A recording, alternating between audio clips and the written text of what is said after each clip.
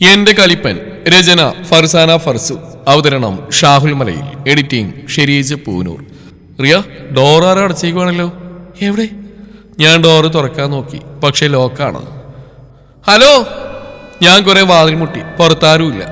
ജനവാതിൽ തുറന്ന് ഞാൻ കുറെ വിളിച്ചു, ആരും കേട്ടില്ല. കാക്കാട് റൂം അത്യാവശ്യം ഒറ്റപ്പെട്ട സ്ഥലത്താണ്. മുകളിൽ നിന്നൊരു കോണി കടന്ന് വേണം റൂമിലെത്താൻ. ആരോ വാതിലടച്ച്? എന്തിനിപ്പോ വാതിലടക്കേണ്ട ആവശ്യം? ഞാൻ ദേഷ്യത്തോടെ ചോദിച്ചു. ഇത് മണിയറയല്ല, തുറന്നു കിടക്കുന്നുണ്ട പടച്ചതാവും. സാറ് പറഞ്ഞു. ഇതിലാളുണ്ടോ നോക്കൂടെ? ഞാൻ അങ്ങോട്ടും ഇങ്ങോട്ടും ഇല്ലാത്തി. വാതിലടക്കാൻ കണ്ട നേരം. നിങ്ങളുടെ മൊബൈൽ എവിടെ? ഞാൻ ചോദിച്ചു. അയാൾ എല്ലാ പോക്കറ്റും നോക്കി. ആ, എന്റെ ഫോൺ അക്മലിന്റെ കയ്യില. അവൻ എന്റെ കയ്യിൽ നിന്ന് വാങ്ങിയതാ. സത്യാണോ? നിനക്കെന്നെ വിശ്വാസല്ലേ? എന്റെ പൊന്നെ, ചോദിച്ചു എന്നേ ഉള്ളൂ. നിന്റെ ഫോണോ? എനിക്ക് ഫോണില്ല. അതേതായാലും നന്നായി. സാറ് പൂച്ചിച്ചു. ഇനിയിപ്പോ എന്താ ചെയ്യാ? ഇനി എന്തായാലും അവർ ഒരാളും കാത്തുക്ക, അല്ലാന്തെന്താ? നിങ്ങളുടെ കൂടെ എന്താ എനിക്കൊരു കുഴപ്പം? അയ്യോ, ഒരു കുഴപ്പമില്ല, എല്ലാം തേഞ്ഞതാ. ഡേ, കളി കൂടുന്നുണ്ട് നിനക്ക്. ഞാൻ നിന്റെ സാറാ, ആ മറക്കണ്ട. നിങ്ങളൊക്കെ ആരാ സാറാക്കിയേ? നിന്റെ ബാപ്പ. ഞാൻ എന്റെ ഉപ്പാനെ പറഞ്ഞിട്ടുണ്ടല്ലോ, ഞാൻ സാറാണ് നോക്കൂല. നീ ഒരു പുല്ലും ചെയ്യൂല. പടച്ചോനെ, ഇയാളുടെ കയ്യിൽ നിന്ന് എന്നെ രക്ഷപ്പെടുത്തി തരണേ. രക്ഷപ്പെടും. പിന്നെയൊന്നും നോക്കിയില്ല. ഞാൻ കുറെ ഡോറ് കൊട്ടി, പിന്നെ ജനാലയിലൂടെ ആർത്തി വിളിച്ചു. ആരാ? താഴെ ആരോ വിളി കേട്ടു. അത് അമ്മായിയാണ്. എന്താ റീനു? അമ്മായി, ഞാനിവിടെ ലോക്കായി, ഒന്ന് വാതിലുറക്കി. അമ്മായി വന്ന് ലോക്ക് തുറന്നു. എന്നെയും സാറിനെയും മാറി മാറി നോക്കി. അമ്മായി ഒരു ചെറിയ കള്ളച്ചിരി ഇരിച്ചു. നീയുണ്ടായിരുന്നോടാ അവസലേ? ഉമ്മ ഒന്നും പറയണ്ട, ഞാൻ വാഷ്റൂമിലായിരുന്നു. ഇവളോട് എന്തോ പൊതി അന്വേഷിച്ചു വന്നാ. ഏത് പൊതി റീനു? ഇത്ത കൊണ്ടുവരാൻ പറഞ്ഞ ഇവിടെയൊക്കെ നോക്കി കണ്ടില്ല. തെരയുന്നതിനിടയിൽ ആരോ ലോക്കാക്കി. മണിയറിയല്ലേ, തുറന്നു കിടക്കുന്ന കണ്ട പടച്ചതാവും. ആളുണ്ടോ നോക്കിക്കൂടെ അമ്മായി? എല്ലാവരും പോകുന്ന തിരക്കല്ലേ മോളെ, അതിന്റെ വെപ്രാളത്തിൽ അടച്ചാവും. അമ്മായി, ലോറി പോയോ? ഓലൊക്കെ പോയല്ലോ. അന്നെ വിളിച്ചില്ലേ? എന്നെ വിളിച്ചില്ല. എനിക്ക് സത്യം പറഞ്ഞാൽ സങ്കടം വന്നു. അത്രയും ആഗ്രഹിച്ചിരുന്ന യാത്രയായിരുന്നു. ഞാനും അമ്മായിയും താഴേക്ക് പോയി. അവിടെ ഉമ്മുണ്ടായിരുന്നു. സാറപ്പോഴേക്കും തടി തപ്പിയിരുന്നു. അല്ല റിനു, ഈ പോയില്ലേ? ഉമ്മ, ഓള് റൂമിൽ കുടുങ്ങി. ഞാനിപ്പോ വാതിലുറന്നേ ഉള്ളൂ. തന്നെ അന്നെ തെരഞ്ഞ് ശാലും അമ്പും മില്ലും വിട്ടമാരി നടന്നിരുന്നു. ഇജ് സെക്കൻഡ് കൂടെ പോയിട്ടുണ്ടാവുന്ന ഞാൻ അവളോട് പറഞ്ഞേ. ഇനിയിപ്പോ എന്താ ചെയ്യാ? ഞാൻ ഓൾക്ക് വിളിക്കട്ടെ, അമ്മായി പറഞ്ഞു. അല്ല അഫ്സലേ, ഇജ് എവിടുക്കാ? ഞാൻ പെണ്ണിന്റെ വീട്ടിലേക്ക് പോവാ. ഓലിപ്പോ എത്തിയിട്ടുണ്ടാവും. ഇജ് എന്തായാലും പോവല്ലേ, ഞാൻ റീനുവിനെ കൂടെ കൊണ്ടുപോയിക്കോ. ഞാനോ? സാറിന്റെ കൂടെ നിൽക്കാന്ന് വയ്യ, ഞാൻ പറഞ്ഞു. അനക്ക് പോണോ റിനു? പോണം മാമ, പക്ഷെ സാറ്. അനക്ക് വേണമെങ്കിൽ ഇജ് പോയിക്കോ. ആവശ്യം ഞങ്ങൾക്ക് അറിയണ ചെക്കനാ, പിന്നെ എൻ്റെ സാറും അല്ലേ, കുഴപ്പമൊന്നും ഉണ്ടാവൂല. വേണോ? അതും ബൈക്കുമേ? അല്ല ആവശ്യമേ, കാറില്ലേ? കാറൊക്കെ ഓരോണ്ടിരിക്കുക. ഇതിൽ കയറാൻ പറ്റുമെങ്കിൽ വന്നാൽ മതി. ഇജ് പോയിക്കോ റീനു, പിന്നെ ഓനും പോവുമല്ലോ. പിന്നെ പോവുകയില്ല, വേറെ വഴിയിലായിരുന്നു. അത്രയും ആഗ്രഹിച്ച യാത്രയാണ്. വാതിലടച്ചവനെ പ്രാഗിക്കൊണ്ട് ഞാൻ ബൈക്കിൽ കയറി.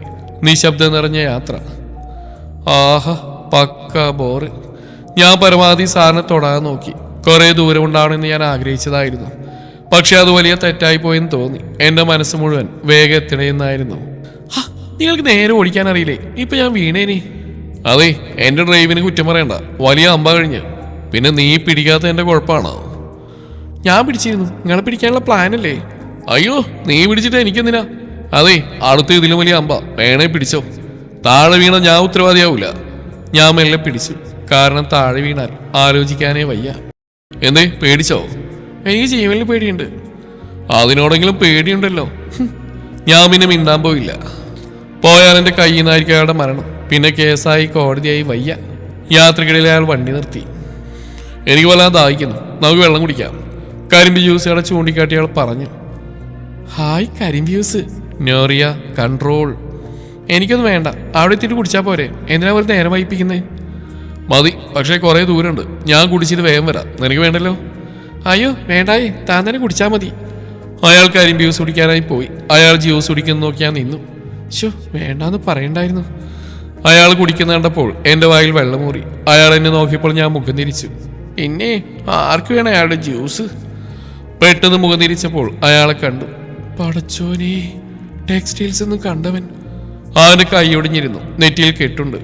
അവൻ എന്നെ നോക്കി ചിരിച്ചു. ഞാൻ മുഖം തിരിച്ചു. അവൻ എൻ്റെ അടുത്തേക്കായി വന്നു. സാർ അപ്പോഴേക്കും വന്ന് ബൈക്ക് എടുത്തു. പക്ഷെ അവർ ഞങ്ങളെ ഫോളോ ചെയ്യുന്നുണ്ടായിരുന്നു. ഒരു ജീപ്പ് നിറയെ ആളുകളുണ്ടായിരുന്നു. ആരോ ഫോളോ ചെയ്യുന്നുണ്ടല്ലോ. അതവരാ ടെക്സ്റ്റൈൽസ് നിന്ന് പ്രശ്നം ഉണ്ടാക്കിയ ആൾക്കാർ. ഓൾക്കിന്റെ ശരിക്കുള്ള സ്വഭാവം മനസ്സിലായിട്ടില്ല. അയ്യോ, ആ വണ്ടി നിറയെ ആൾക്കാരാ, അങ്ങോട്ട് ചെന്നാൽ മതി, നിങ്ങളുടെ സ്വഭാവം. ഞാൻ പേടിയോടെ പറഞ്ഞു. ഞാൻ കരാട്ടയാ, സാറ് പറഞ്ഞു. അല്ലേ വേണ്ട, വെറുതെ എന്തിനാ അവരെ ബുദ്ധിമുട്ടിക്കുന്നത്. അതാ നല്ലത്. പിന്നെ വണ്ടി സ്പീഡിൽ പോയി. അതെനിക്കൊരു ഹരമായി. അവരടുത്തെത്താനാകുമ്പോൾ ഞാൻ സിഗ്നൽ കൊടുക്കും. അവർ ഞങ്ങളെ ഫോളോ ചെയ്തുകൊണ്ടേയിരുന്നു.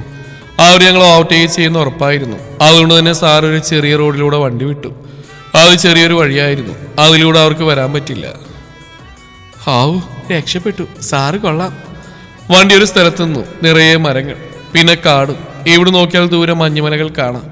തണുത്ത കാറ്റവിടെ മുഴുവൻ പൊതിഞ്ഞിരുന്നു. സാറെന്താ ഇവിടെ നിർത്തിയത്? നിർത്തിയതല്ല, നിർത്തിച്ചതാ.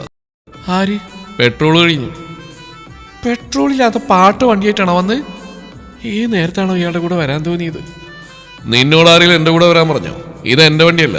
എൻ്റെ വണ്ടി പെട്രോളൊന്നും കുടിക്കൂല. എന്താ, നിങ്ങളുടെ ബൈക്ക് കിണറാണോ? കിണറിലെന്താ വെള്ളം കുടിക്കൂല? ചാളി അടിക്കലെ പുനറിയ. ഇനി എന്താ ചെയ്യാ? ഒറ്റപ്പെട്ട സ്ഥലം. മെയിൻ റോഡിലെത്താൻ ഇനിയും കുറെ ദൂരമുണ്ട്. അല്ലാ, നിങ്ങളിത്തിന് ഇതിലൂടെ വന്ന് അതുകൊണ്ടല്ലേ? ഒറ്റ കുത്തുന്നുണ്ടല്ലോ, മിണ്ടായിരുന്നോണം. സാറ് ദേഷ്യപ്പെട്ടു. ഷോ, മൊബൈലും ഇല്ല. ഞാനൊന്ന് പോയി നോട്ടെ, എവിടെ തന്നെ നിൽക്കണം. കുറച്ച് കഴിഞ്ഞ് സാറ് തിരിച്ചു വന്നു. എവിടെ നിന്ന് കുറച്ച് പോയൊരു പെട്രോൾ പമ്പ് ഉണ്ട്, ഞാൻ പോയി കൊണ്ടുവരാം. എവിടെ നിന്ന് എവിടേക്കും പോവരുത് സർ, വേഗം വരണം. അങ്ങനെ സാറ് പോയി. ഞാൻ അവിടെ ഇരുന്നു. അവിടുത്തെ കാഴ്ചകൾ ആസ്വദിച്ചു. ആ മലകൾ കാണാൻ എന്ത് ഭംഗിയാണ്. കിളികളുടെ ശബ്ദം. അവിടെ ഓരോ കാഴ്ചകൾ കണ്ട് ഞാൻ മുഴുകിയിരുന്നു. കുറെ ആയിട്ടും സാറിനെ കണ്ടില്ല. എവിടെ പോയി? ഞാൻ എണീറ്റു. അവിടെ ഒരു ഇടവഴിയിലൂടെ നടന്നു. പിന്നിൽ ആരോ ഉണ്ട്. സാറോ? ഒരു പുഞ്ചിരിൽ തിരിഞ്ഞെങ്കിലും അയാളെ കണ്ടപ്പോൾ ഞാൻ പരിഭ്രാന്തനായി. ഞങ്ങളുടെ കയ്യിൽ നിന്ന് രക്ഷപ്പെടാന്ന് കരുതിയോടി നീ? ഞാൻ ഓടി, ഇടവഴിയിലൂടെ ഓടി. അവരെന്റെ പിന്നാലെയും. ഞാൻ നിന്നില്ല, ഓടിക്കൊണ്ടേയിരുന്നു. കാറൊരു വള്ളിമേൽ തട്ടി ഞാൻ വീണു. നെറ്റി ചെറുതായി പൊട്ടി ചോര ഒടിഞ്ഞു. ഞാൻ നെറ്റിയിൽ കൈവച്ച്. ഇനി നീ രക്ഷപ്പെടില്ല. അയാൾ എൻ്റെ അടുത്തേക്ക് വന്നു. നിന്റെ കാമുകനോടെ, അവന് ഞങ്ങൾക്ക് ആവശ്യമുണ്ട്.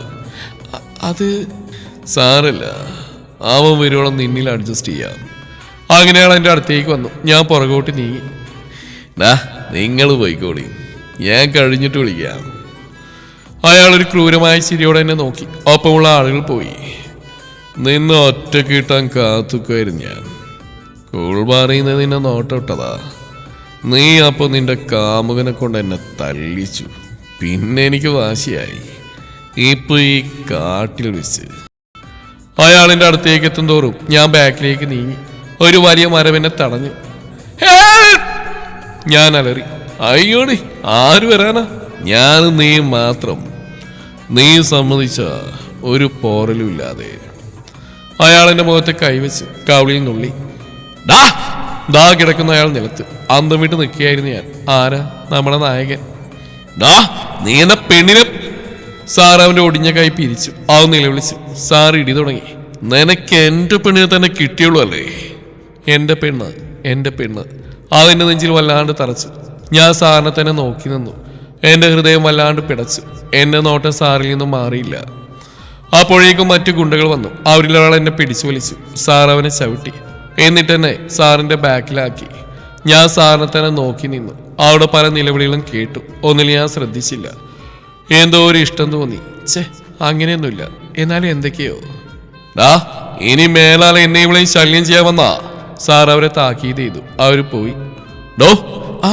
നീ ഇത് ഏത് ലോകത്താ? അയ്യോ, നിന്റെ നെറ്റിവലാണ് മുറിഞ്ഞല്ലോ. ഒരു മിനിറ്റ്. സാറ് ഇവിടുന്ന് കുറച്ച് ഇലകൾ പറിച്ചു. അത് നന്നായി കയ്യിൽ തിരുമ്മി എന്റെ നെറ്റിയിൽ വെച്ച് തന്നു. ചെറിയ നീറ്റലുണ്ടാവും, മാറിക്കോളും. അയാൾ ഊതി. എന്റെ മനസ്സ് വല്ലാതെ തുടിച്ചുകൊണ്ടിരുന്നു. എന്താ ഇങ്ങനെ? വാ, എണീക്കാൻ കഴിയില്ലേ? എന്റെ കൈ പിടിച്ച് എഴുന്നേൽപ്പിച്ചു. സാർ എന്നെ ചേർത്ത് പിടിച്ച് നടന്നു. പെട്ടെന്ന് മഴ പെയ്തു. സാർ എന്നെ കൊണ്ടൊരു പാറയുടെ അരികിലെത്തിച്ചു. മഴ തോർന്നിട്ട് പോവാ, അല്ലെങ്കിൽ ഫുള്ള് നനയും. കാർമേഘം ആ മഞ്ഞുമലകളെ മൂടിയിരുന്നു.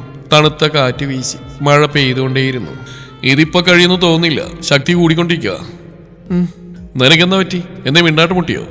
ആ ഗുണ്ടകൾ നിന്റെ സംസാര ശേഷി എടുത്തുകൊണ്ട് പോയോ? ഏയ്, നിനക്ക് എന്നോട് ഇപ്പോഴും ദേഷ്യമാണോ? എന്തിന്? അങ്ങനെയൊന്നുമില്ല. സാറിനെ കണ്ണു മുതൽ എന്നെ കളിയാക്കലും പരിഹസിക്കില്ല. എനിക്ക് ദേഷ്യം ഉണ്ടാക്കാൻ കാരണം അതാ. സാറിന് എന്നോട് എന്തെങ്കിലും ദേഷ്യമുണ്ടോ? ഞാൻ ചോദിച്ചു. ഏയ്, നീ ആഷിഖിന്റെ കസിനാണെന്ന് കണ്ടപ്പോഴേ എനിക്കറിയായിരുന്നു. നിന്നെ കുറിച്ച് പറയായിരുന്നു. ഓഹോ, ആഷിഖിക്ക് എന്തൊക്കെയാ പറഞ്ഞേ? ആഷിഖ് മാത്രമല്ല, അനു. നീ ഒരു കാന്താരിയാണെന്ന് എപ്പോഴും ആഷിഖ് പറയും. നിന്റെ വാശിയും. പിന്നെ നിന്നെ കളിപ്പാക്കാന്ന് കരുതിയാ?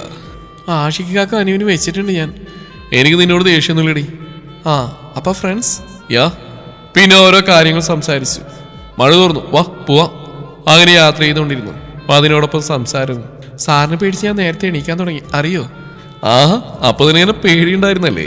പിന്നെ എന്താ ഇവിടെ നിർത്തിയത്? ഇവിടെ ഒരു STD ബൂത്തുണ്ട്, വിളിച്ചോട്ടെ. അവർ പോകുന്നറിയില്ലല്ലോ. നമുക്ക് തിരിച്ചു പോവാം. ഫോൺ വിളിച്ചു കഴിഞ്ഞ് സാറിന്റെ അടുത്തേക്ക് വന്നു. അതെന്താ സാർ? അവരൊക്കെ തിരിച്ചു പോന്നു. നിനക്ക് വിശക്കുന്നില്ലേ? വീട്ടിൽ നിന്ന് ഉച്ചക്ക് പോകുന്നല്ലേ? ഏയ്, ഒന്നും പറയണ്ട. ഇനി രാത്രി ഫുഡ് കിട്ടും, നമുക്കിവിടെ കയറാം. സാറിന്റെ കൂടെ ഹോട്ടലിൽ കയറി. വിശപ്പിന്റെ അങ്ങേ അറ്റത്തെത്തിയിരുന്നു. ചോറൊന്നുമില്ല. വൈകുന്നേരം ആയില്ലേ, പിന്നെ പൊറോട്ട തിന്നു. അവിടുന്ന് വീട്ടിലേക്കുള്ള യാത്ര അതിമനോഹരമായിരുന്നു. അതുവരെ ശത്രുക്കളായിരുന്ന ഞങ്ങൾ ഒരുപാട് സംസാരിച്ചു. എന്തോ മനസ്സിനൊരു കുളിർമ. വീട്ടിലെത്തി. നിങ്ങൾക്ക് അവിടേക്ക് പോകാൻ പറ്റിയില്ലല്ലോ. സാരല്ലേ റിനു, നീ വാ, എന്തെങ്കിലും കഴിക്കാം. വേണ്ടമായി, ഞങ്ങൾ ഹോട്ടലിൽ നിന്ന് കഴിച്ചു. അത് ഏതായാലും നന്നായി. നീ എന്തായാലും ഒരുങ്ങാൻ നോക്ക്. ഓഡിറ്റോറിയത്തിലേക്ക് ഇപ്പോൾ വണ്ടി വരും. ഒരുപാട് ആഗ്രഹിച്ച യാത്രയായിരുന്നു. പക്ഷേ അതിനിപ്പോൾ ഒരു സങ്കടവും തോന്നുന്നില്ല. ഞാൻ ഒരുക്കം തുടങ്ങി, നല്ല രീതിയിൽ തന്നെ. ഫ്രോക്കായിരുന്നു, പിങ്ക് കളർ. ഞങ്ങളുടെ മുത്ത് ഒരുങ്ങിക്കഴിഞ്ഞോ? ഡി ശാലു, നോക്കിയേ എന്ത് ഭംഗിയാ നമ്മുടെ റീനുവിനെ കാണാൻ. അനു പറഞ്ഞു. ശരിയാ, പിങ്ക് ഫ്രോക്കിൽ സുന്ദരിയായിട്ടുണ്ട്. ഞാൻ അവിടുന്ന് പോയി. ദേഷ്യം ഉണ്ടായിട്ടൊന്നല്ല, ചുമ്മാ. എല്ലാവരും എത്തി. ആഷിഖാന്റെ പെണ്ണിനെ തിരഞ്ഞു. ഫോട്ടോയിൽ കണ്ടതിനേക്കാൾ സുന്ദരി. ഇള റോസിൽ അങ്കിയായിരുന്നു അവളുടെ വസ്ത്രം. ഒരു നിമിഷം അവളെ നോക്കി നിന്നു. നീ കാന്താരി? ആഷിഖൊക്കെ വിളിച്ചു. ഇവളോ റിനു. ഹായ് റിനു. ഹായ്. അവള് പിണക്കത്തിലേക്കാ. ഞാൻ മുഖം വീർപ്പിച്ച് പറഞ്ഞു. ആര്? നമ്മുടെ റിനുവോ? തുടരും ഈ കഥയുടെ ബാക്കി ഭാഗം നാളെ ഇതേ സമയം.